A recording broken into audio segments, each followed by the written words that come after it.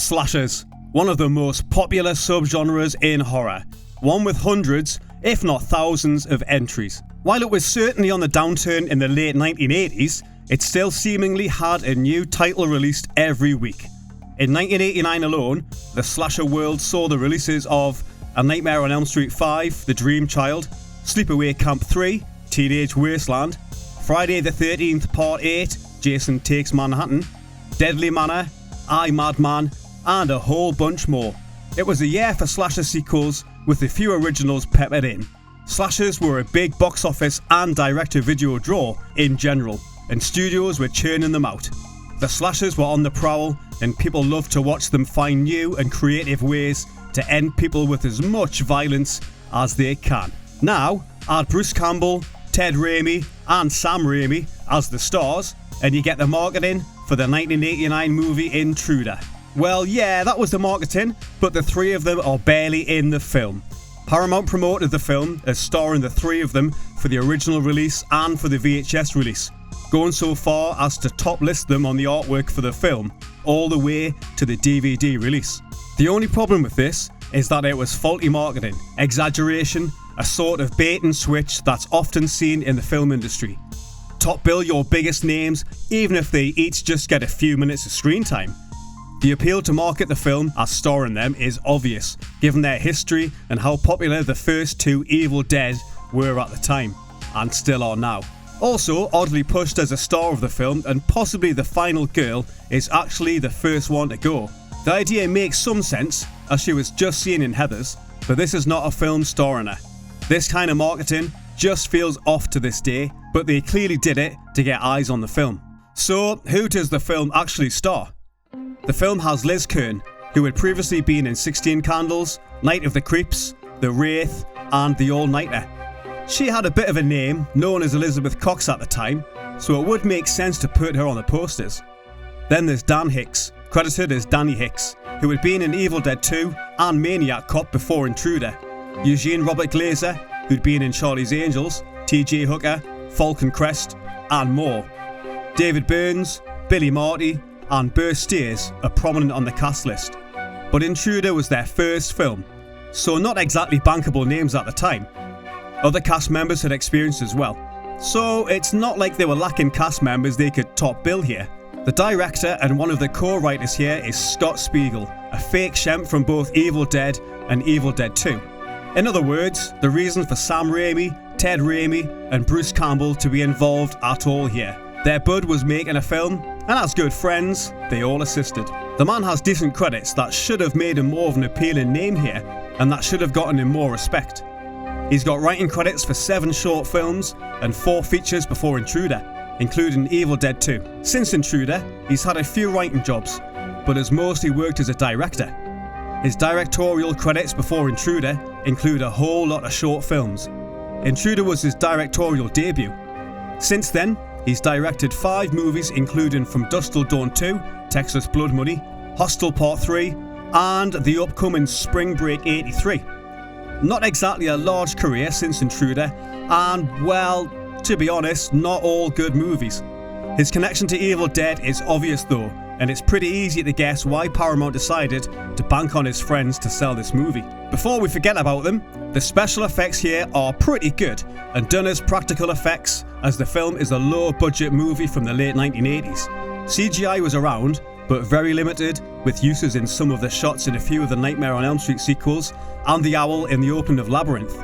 CGI was super limited and expensive back in 1989, so Spiegel and crew opted, logically, to use practical effects for their blood and gore, giving the work to a small crew known to horror fans as KNB.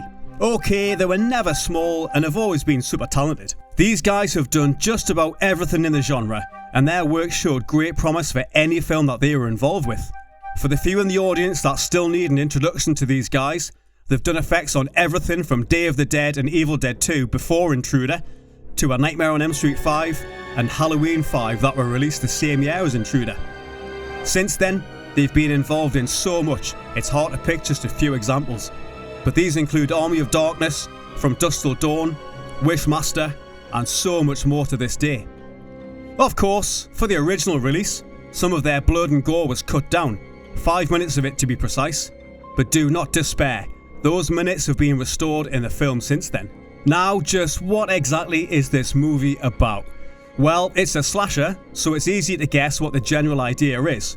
More precisely, a maniac stalks and kills the overnight crew at a grocery store. That's it. That's the plot. Honestly, it doesn't need to be more. It's a simple slasher and it works pretty well. It's not particularly scary, but it's still a fun watch. So fans of slashers have been loving the film for a few decades now. While the film is limited in budget, scale and originality, it does make up for it in ingenuity and heart. It's a small film, but it's a small film made by people who love horror. It was also shot using everything they could to save some money. The movie was shot in a real grocery store at night, helping to save cash on decor, sets, background, little things like actual groceries, and everything else that adds up quickly. This is something fans mention when they speak about the film. They love how it's a movie that they could have made with their friends. It makes filmmaking feel more accessible, something many early slasher films have done, launching imagination in many who end up making films themselves later on. This is something the more famous cast members here seem to have been doing for years before Intruder. To check what reviewers thought or currently think about the film, Rotten Tomatoes wasn't much help. The film does not have a tomato meter rating as it only has 2 reviews, but both of them are positive, so there is that. Searching through the archives, JoBlo's own Jake D said of the film, "For the most part, I was amused by the silly tone and occasional blood splatter." On the audience side of things, the film is standing at 52%, so not great. However, there is a crowd for the film. It has its fans. It's been available on DVD following the VHS release, which had followed the theatrical release. The fact that the movie didn't completely die after its cinema release and is still finding audiences says something about it. Yeah, there is the chance that it could be loved for being bad, but anyone who's seen it would say there is more to it than just that. Viewers seem to be split between it's nothing special and a great slasher, but there is an audience for it clearly. In terms of the film being a box office hit, well, it's hard to tell as the numbers are difficult to find.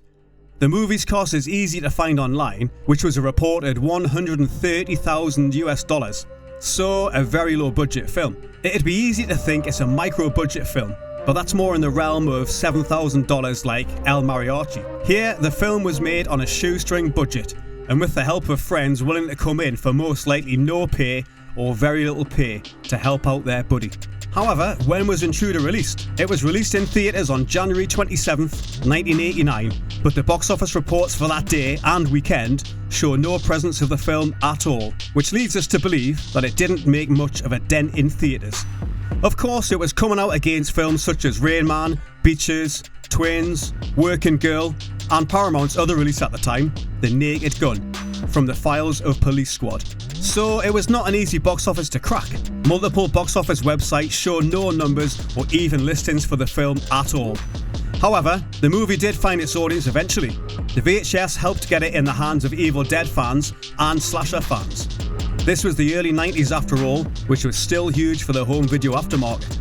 For a while it was considered hard to find, and people needed to go to horror conventions to find themselves a shoddy quality release or a bootleg, unfortunately. It had its audience though, and eventually Paramount decided to release it on DVD, helping fans and those curious to see it to get their hands on the movie. The film has since seen a few releases in the last 2 decades. In 2005, Wizard Video released a director's cut of the movie. Then in 2011, Synapse Films released the film on DVD and Blu-ray as a combo in an uncensored version. Then, in 2017, the film was released on DVD and Blu-ray from 88 Films, also in its uncensored version. In 2019, the film was re-released on DVD for its 30th anniversary. The release was a remaster of the film from the original negatives, and offered an uncut version of the movie.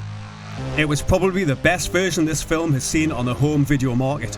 The film's currently available version restored the 5 minutes of blood and gore that had been cut for the VHS release back in the day. With all these releases, it became easier and easier to find the film for those who wanted to see it for the first time, and for those who loved it enough to pick it up. Finally, these releases gave the film more visibility and viewers more ease of access. These days, it's available for streaming on multiple platforms. making it even easier to find for anyone curious to check it out, and the quality on the streamers is pretty good. As a side note, the film was not always called Intruder. It started its life as The Night Crew, a more descriptive name that the distributor decided to change for something more generic, in the hopes of selling more tickets. While that title would have worked just fine for the plot and tone, The Intruder works great, even if it could just be called The Slasher. Intruder didn't exactly make much of an impression on general audiences upon release, but horror fans took notice and slowly got to see it. A few, very few seemingly, saw it on the big screen, while most saw it on VHS when it hit video stores. It took its sweet time to make it to a general audience, but slasher fans were curious early on. Of course, the marketing was aimed at horror fans, but it was also very misleading, causing some frustrations with viewers up to this day. Eventually, the film made its name and reputation and became a bit of a cult hit. The talent involved here is strong, with Evil Dead cast and crew coming along for the ride with their friend writer-director Scott Spiegel and the folks at KNB on effects. These days, it's a dated film that hits that nostalgia note for most genre fans, and it really seems to have found its footing since being restored to its original length, with all the cut blood and gore intact. Give it a watch and see for yourself.